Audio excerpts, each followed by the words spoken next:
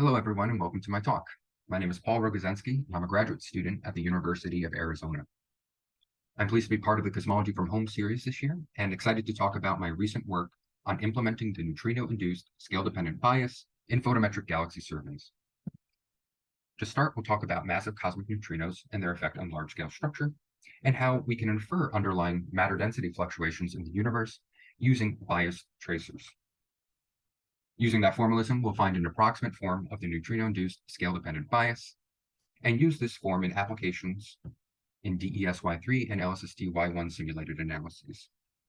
In this work, we're interested in investigating systematic shifts using other galaxy bias models in our cosmological parameters in a universe with massive neutrinos that has the scale-dependent effects. At the end of this presentation, we will present those results and investigate any systematic shifts or biases that we see using simpler galaxy bias modeling choices. To begin, let's talk about the effect of massive cosmic neutrinos on large-scale structure. Firstly, neutrinos are massive, weakly interacting particles, and they play a different role at different cosmological epochs. For instance, in the early universe, they were relativistic and contributed to the radiative energy budget. However, closer to today, they are non-relativistic. And because of their small mass, neutrinos affect halo formation, galaxy clustering, and void statistics. Because neutrinos behave differently at different epochs, cosmological constraints provide the most stringent upper bounds on the sum of the neutrino masses to date. So let's fast forward to today and talk about how massive neutrinos affect large-scale structure. Now, closer to today, neutrinos are non-relativistic, but are still moving very quickly. Looking at some n-body simulations below, we see in a universe with massive neutrinos, the structure is much more diffuse as opposed to an n-body simulation without massive neutrinos. This is because on small physical scales, neutrinos are moving very quickly and freely stream out of overdense regions. This in turn leads to an overall damping of the total matter density fluctuations, leading to fewer overdense regions and this overall smudging of the cosmic web. Since neutrinos affect the clustering of CDM, they then affect how halos trace underlying matter. To better understand at which scales neutrinos are freely streaming, we can define this characteristic neutrino free streaming scale, which I provide here on the slide in Fourier space. The scale is defined by when neutrinos' thermal motion is able to escape overdense regions in the universe. And one can find this free streaming scale in a fashion similar to finding a Jeans mass or a Jeans height. What I provide here in the box green equation is the free streaming scale for a lambda CDM universe. Note that the free streaming scale depends on the mass and the redshift of the universe. And we will investigate further how this free streaming scale can affect halo formation and the distribution of formed halos at a later time. So we know CDM halos form from overdense regions in space. However, the threshold for collapse of these CDM halos can be modulated by long wavelength perturbations. Of course, we can't directly detect CDM in our universe, so we rely on galaxies as a biased tracer of the surrounding dark matter that we cannot see. At the time of halo formation, we rely on the Lagrangian bias, which relates the formation of CDM halos to the position of galaxies at the time of formation. However, it's rare that we actually see a CDM halo form. These halos are formed at earlier times and are evolved over density fluctuations and perturbations over cosmic time to positions later in time. We rely on what's called then the Eulerian bias to relate the distribution of galaxies at an earlier time to a later time.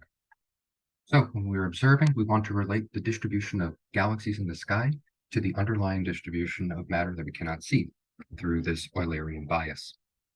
To do so at linear order, we first decompose the total matter density fluctuations into those due to neutrinos and those due to CDM and baryons, where F mu and FCB denote the fractional contribution of each.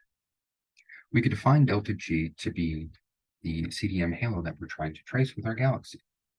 There are a few functions in there, namely the halo mass function n, the critical density threshold, delta crit, and long wavelength perturbations, delta CBL. What you'll notice, and what I've denoted here, is that the linear Lagrangian bias is given in that green box. So what we're trying to determine through the Lagrangian bias is how a halo of a certain mass is affected by the critical density threshold, which is affected by long wavelength perturbations. To expand the distribution of galaxies at a later time, we propagate this forward, relating these halos to the total matter field to get this final expression of the Eulerian bias in gray below. Now, as I've mentioned before, neutrinos are fairly light particles. So it begs the question, how sensitive is large-scale structure to this detailed neutrino modeling? There's been quite a bit of work done to analytically compute this full halo bias. We see here one of the first works cited at the bottom of the slide, looking at halos of mass 10 to the 14 solar masses at a redshift of 0.5 and how the Eulerian bias is affected by neutrinos of varying mass. We see here two main features. One is that the amplitude of the Eulerian bias at small scales depends on the sum of the neutrino masses, whereas the free streaming scale depends on the mass of the individual neutrinos, where the free streaming scale is denoted by these dotted vertical lines. Since then, there have been other analyses which forecast the impact of the neutrino-induced scale-dependent bias for future surveys like CBS4 and Euclid. So what we see here is, in this analysis cited at the bottom of the slide, one is interpreting the cosmological constraints of data with a scale-dependent bias and using two separate models, one that accounts for such a scale-dependent bias and one which has the Eulerian bias to be constant. What we see is that there can be shifts in the inferred neutrino mass and other important cosmological parameters if we do not properly account for neutrino scale-dependent growth. So why hasn't this been implemented yet? Well, there are a few complications when calculating this full form of neutrino-induced scale-dependent bias. Firstly, there are some model uncertainties. We need a very accurate halo mass distribution of the galaxies that we're observing in a photometric galaxy survey. We need to know the exact redshift of collapse for these halos. We also need an accurate halo mass function, and a lot of the solvers that compute the Lagrangian bias today only solve for this assuming spherical collapse. Now, these are a lot of model parameters with great uncertainty, so we would have to recompute them for every likelihood evaluation for cosmological constraints, which can be very, very expensive. Also, at the larger scales of a photometric galaxy survey, there's non-trivial non-limber integration, which accounts for projected galaxy statistics on the sky at the largest scales that we can observe. So what I focus on in this work is how to simplify the full model and investigate what approximations we can take to simplify this detailed neutrino modeling. To begin, let's first look at this term of the Eulerian bias in magenta on the right. So what we have is a ratio of power spectra, which relates the correlations and cross-correlations of density fluctuations in the universe in Fourier space. What we can do is simplify this to the form below, which is just a ratio of auto power spectra of CDM and baryons and the total matter power spectrum, which allows us to, good approximation, ignore the cross correlations of neutrinos, CDM, and baryons. Also, let's look at this term in green, which contains the Lagrangian bias terms. What we see from previous works is that the critical density of collapse does not depend greatly on the mass of the neutrinos. So what we can do to good approximation is take that term in green to be a constant redshift rather than also in scale. But of course, we should validate this approximation before we use it. And this is exactly what I do in this figure here.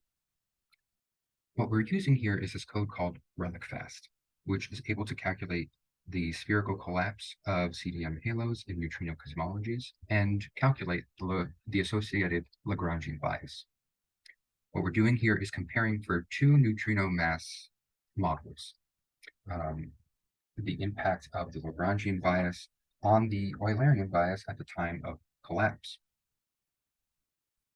To motivate the usage of this approximation for DES data, we evaluate the Lagrangian bias and the Eulerian bias in RelicFast using the median halo mass of the Maglev lens sample, which is used in dark energy survey analyses. What we find is that for very low neutrino masses, the Lagrangian bias is essentially negligible across all scales. However, as we increase the mass in each of our neutrinos, we come to some disagreements at the smallest physical scales. However, this shouldn't be a source of concern because these scales are usually contaminated with astrophysical effects. And in DES and LSST, these scales are typically discarded due to modeling concerns. But to summarize up to this point, we found a form of the neutrino-induced scale-dependent bias that not necessarily depends on the mass of the halos, but it depends on your sample of galaxies. We then generalize our halo bias to the galaxy bias. We have an amplitude that is a function of z, and this other term, which we call the script t, to describe the scale dependence due to the Eulerian bias, or how halos trace matter density fluctuations over time.